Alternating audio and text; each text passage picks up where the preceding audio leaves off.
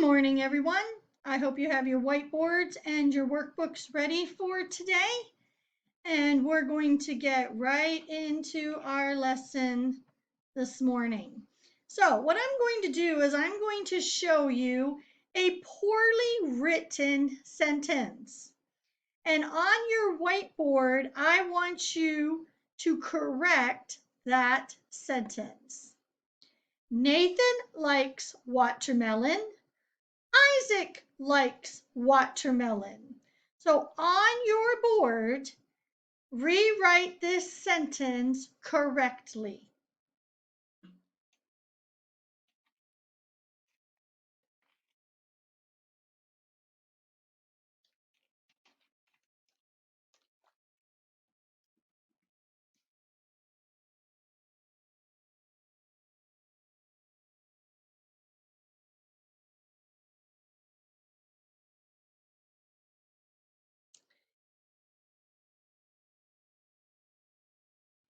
All right, what you should have written, Nathan and Isaac like watermelon.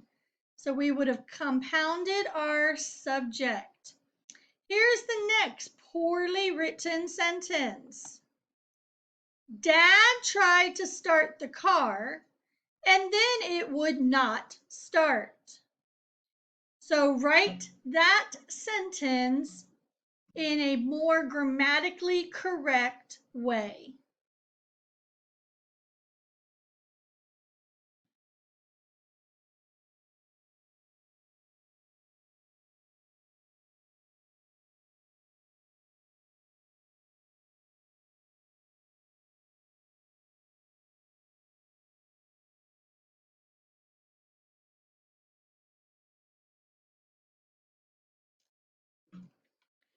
What you should have written, when Dad tried to start the car, it would not start.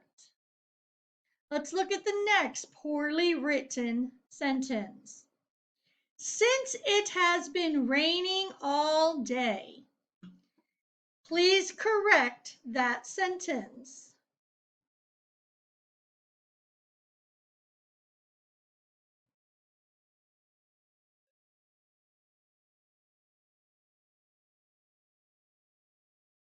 And we know that this was a fragment, so we just needed to add. We stayed inside for recess since it had been raining all day. Now you may have come up with a different verb or portion of your sentence, but something that would have told us why we were inside all day. Sorry. Now the next poorly written. Our field trip is tomorrow, and I want to be in the three-legged race. So how would we grammatically correct this sentence?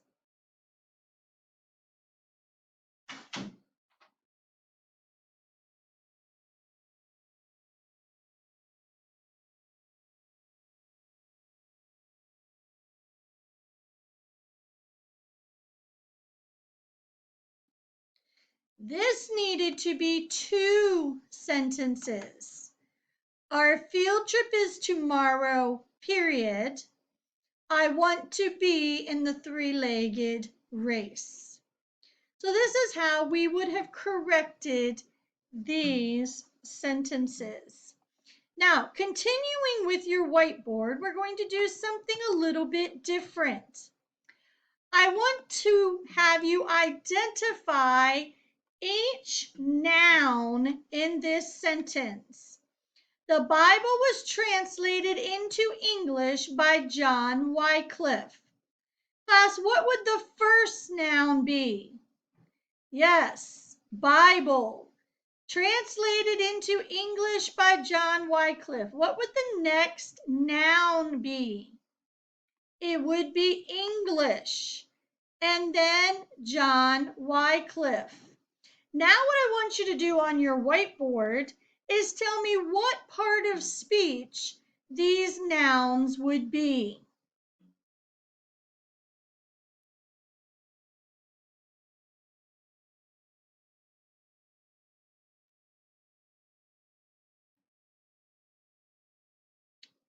Bible would be the subject. English would be the object of the preposition. And John Wycliffe would be object of the preposition. So this is what we're going to do on the next couple of sentence strips, is that we're going to identify what part of speech the nouns are. So let's read this sentence together. 3, 2, 1. Have you been to Portland, Oregon, Jackson? So what are the nouns in this sentence?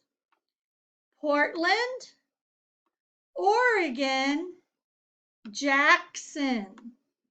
Now, what kind of noun is Portland, Oregon? Now, we might have to think a little bit back, but that answer should be that it is a proper Portland, Oregon, Jackson. And as we were discussing before it started to get really big on us, it is a proper, Portland, Oregon is a proper noun. Now, what would Jackson be? What kind of noun would Jackson be? And I'm going to say predicate nominative because it renames the pronoun you. All right, let's move on to the next one. Those black clouds are dark and stormy. What is the noun in the sentence? The noun is clouds because those and black are adjectives, dark, stormy are adjectives, and is a conjunction, and are is our verb. So what part of speech does clouds show in this sentence? Yes, it would be the subject of the sentence, since it is the only noun in the sentence. All right, and the last one. Carefully and quietly, the children carried the surprise gifts to their parents. So first of all, think in your head, what are the nouns? I'll give you a hint. There are 3. There are 3 nouns in the sentence.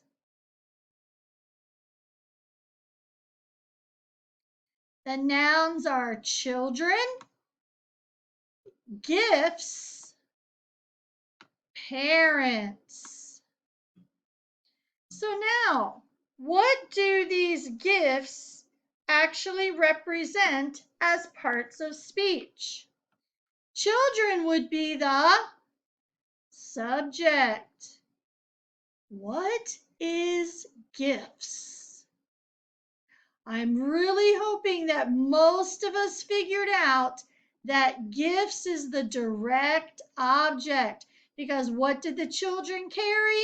They carried gifts. And then parents would be the class object of the preposition, because to their parents is a prepositional phrase. What are carefully and quietly? Yes, they would be adverbs describing carried. And surprise and the adjectives describing gifts. Nice. All right, now we're going to take a few moments and we're going to review how to make nouns plural. We want to be able to make them plural. So I want you to take each of the words on your whiteboard and make them plural. And I would like for 8 students to come to the board and to write the possessive the plural of each of these words. So let's go ahead and do this section.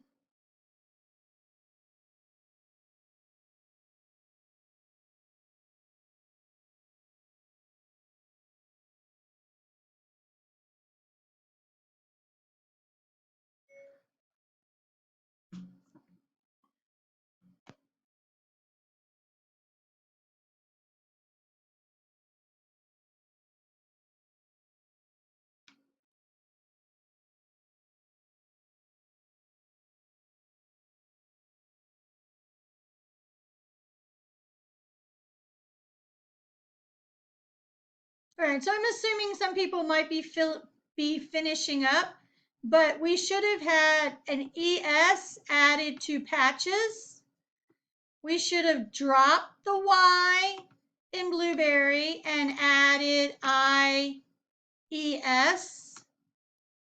to make that plural. We should have dropped the FE and put VES. For chairs, we just need to add an S.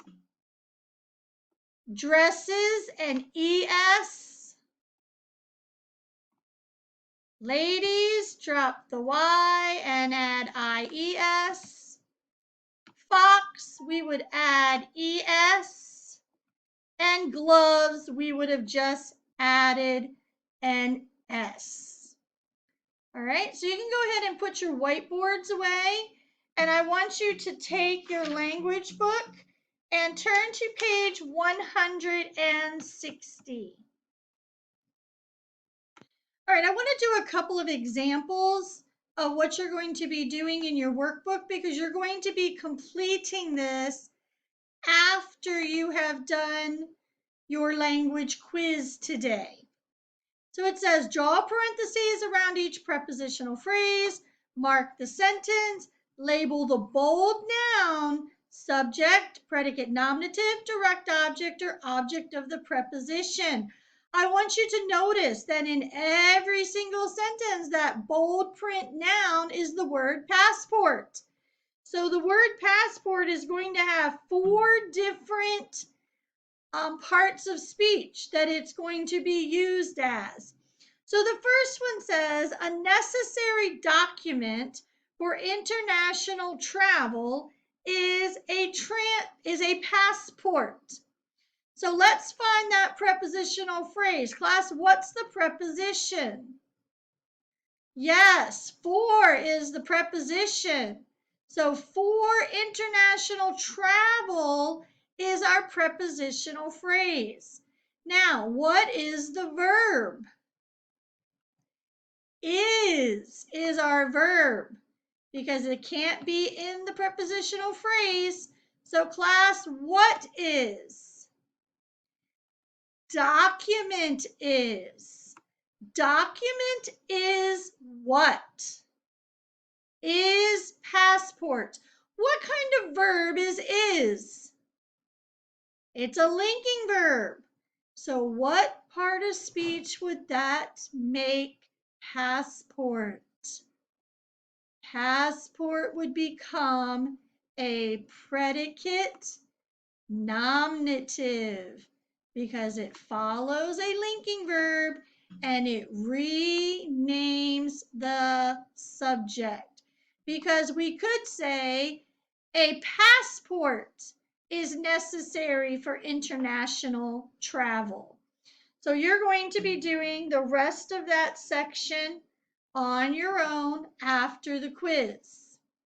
Now we have underline common noun, circle proper noun, draw a box around each compound noun, and put a star above each abstract noun. Some nouns will be marked twice. So let's just look at the word patriotism. Is it common or proper? It is common. Now we need to ask ourselves, is it a compound noun? Is it an abstract noun? And yes, patriotism is an abstract noun, so it would receive a star. So we have to understand that they may receive more than one. Let's go down here to Jordan River. Is Jordan River a common or proper noun? It is proper, so we would circle it. And then we ask ourselves, are we going to need to box it or put a star? Compound noun and abstract. What is Jordan River? It is a compound noun, so it would also receive a. All right, at the top here, you're going to write the sentence using the plural form of the noun. You're going to write an interrogative sentence, which means it will end with a what? Question mark. What is the plural of sheep? Sheep. An imperative sentence means you're going to give what? A command, excuse me. And what would your punctuation be? A period. What is the plural of trophy? Trophies. And then section D, you're going to mark by using proofreader marks any capitalization or punctuation that is missing. Okay, so this one's going to take you time to look through and do them all, because we see right here, and I'm not going to use 3 lines because I really don't have quite enough space, but Tanner Paul would be capitalized. And then we would have a comma after Tanner or after Paul. And their parents will leave home on, July would be capitalized, comma after 12, period after 22. Now, when the quiz is over, and if there is time at the end, Mrs. Osborne may go over this section with you, or Mrs. Osborne would have my permission to open up the teacher workbook, and when you're finished, you could walk over to the blue table or to the brown shelf, and you could check that part yourself. Remember, there doesn't need to be any talking, just bring your red pen and you can actually look and see whether or not you completed section D correctly. So Mrs. Osborne is going to give you your quiz. When you've completed your quiz, go back and finish your page. Have a great rest of your day.